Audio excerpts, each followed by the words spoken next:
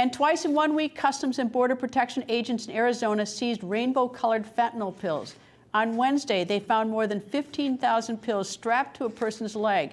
And on Tuesday, they stopped a vehicle containing 250,000 fentanyl pills, 11 pounds of heroin, and 10 pounds of methamphetamine.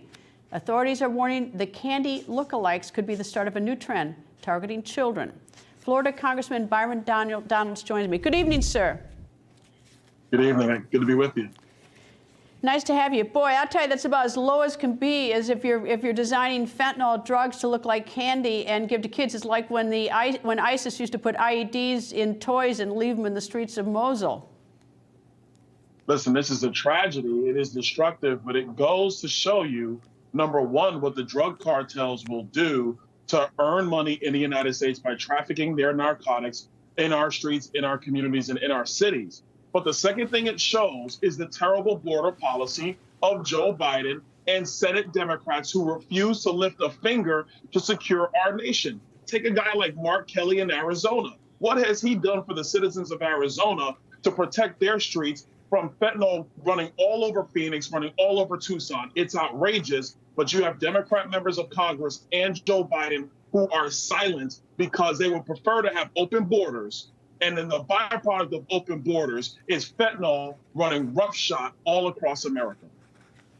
Yeah, you know, that's the other interesting point. You talked about Mark Kelly. He's down in Arizona, but it's not just Arizona. I mean, if you go online, you don't pick up papers anymore, but you go online, and it's poisoning every community from coast to coast. And it's all coming from what I read today, because I was studying up, and I didn't, just to make sure that my prior research was correct, is it's coming from China into Mexico into the United States. Yes, that's 100% correct. The fentanyl is actually being manufactured in China.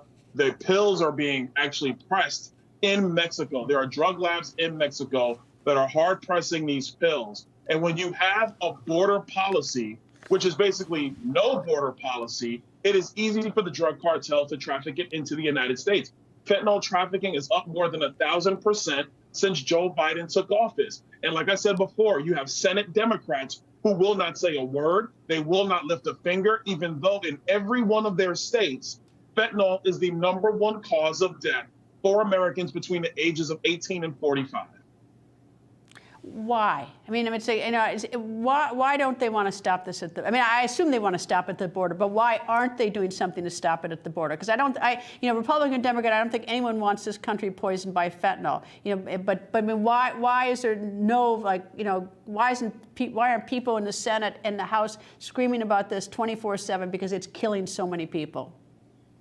Well, look, I'm going to tell you right now, I've not heard my House Democratic colleagues, I've not heard Senate Democrat colleagues say one word about fentanyl destroying their cities. Why? They don't talk about it because they're committed to an open borders agenda. I don't know why. But they must. But they can't. But you can't. It's crazy policy, Greta, but they're committed to it.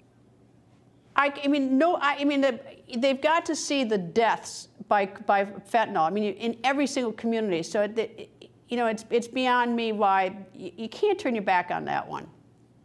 The only thing I'll say is they see the deaths, but they say nothing.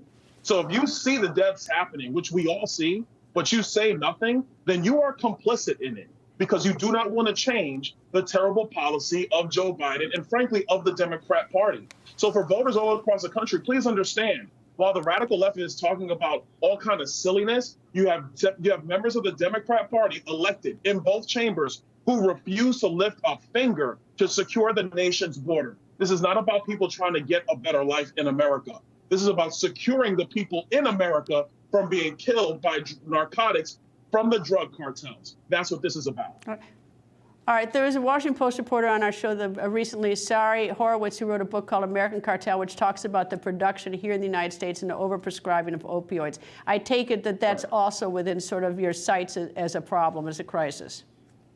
100%. I'm not picking and choosing. Opioid deaths, fentanyl deaths, it is all a tragedy.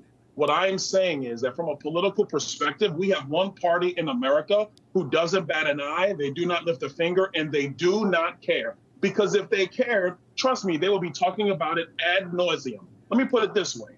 If Republican policy was essentially subsidizing the drug cartels in Mexico to move fentanyl into the United States, you better believe Mark Kelly or Castro in Nevada or Raphael Warnock in Georgia will be saying something about it. Nancy Pelosi will be talking about it. MSNBC will be talking about it. But because they're committed to this policy, they say nothing. The proof is in the pudding. Congressman Byron Donalds, thank you for joining me, sir. I hope you come back. Anytime.